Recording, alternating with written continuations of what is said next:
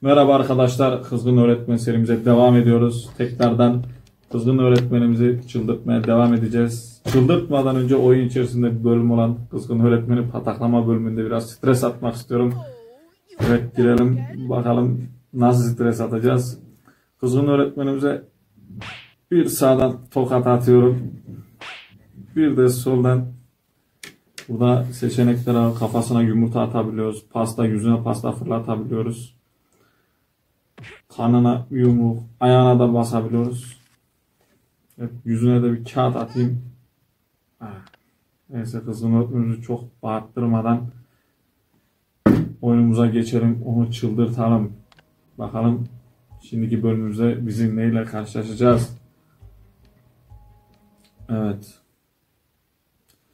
Diyor ki kızgın öğretmenimiz şöminede ısınıyor. Onun diyor hayatını renklendirmemizi istiyor bu bölümde. Evet arkadaşlar, başlayalım. Üşüdüm, çok üşüdüm, biraz ısınayım diyor kızgın öğretmenim. Evet arkadaşlar, onun şöminesini renklendirmemizi istiyor. Bakalım onun hayatını nasıl renklendireceğiz? Bakalım kızgın öğretmenim nerede? Nereye gidiyorsun öğretmenim?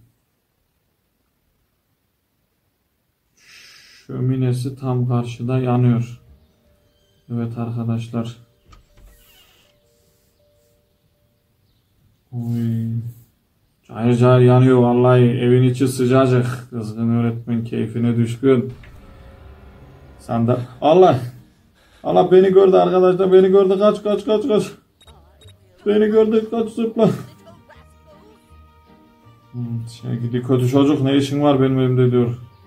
Onun elinden kaçmayı başardık arkadaşlar. Evet, geri döndü gidiyor. Evet, galiba evi ateşe vereceğiz.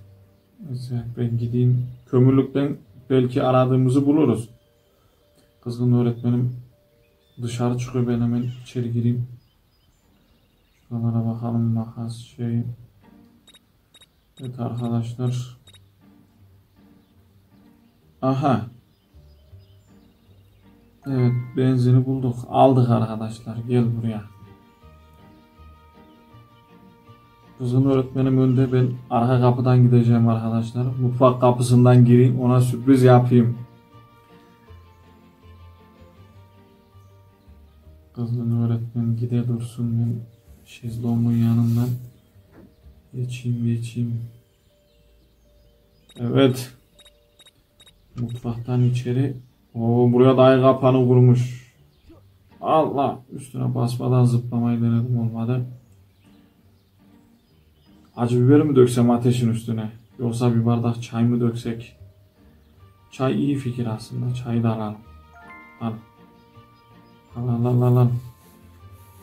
Aha. Su diyor. Onun ateşini söndüreceğiz. Evet, o yukarıda banyoda şu an. Ateşi nerede? Kızgın öğretmenim, ateşine bir su dökeyim. Dök. Oh. Ateş söndü, şimdi benzini de dök. Çaksın. Çaksın. Hayat aydınlansın. Hadi bakalım. Kaç. Biz o gelene kadar televizyon izleyelim. Saklan. Vur kapıyı. Hadi bakalım kızgın öğretmen. Senin hayatını renklendirmeye geldik. Evet arkadaşlar, şuradan izleyelim. Merdivenlerden iniyor. Oy, bizi görmesin. Bakalım şuradan görebileceğiz mi? Hayır, göremedik. Kızgın öğretmen. Evet,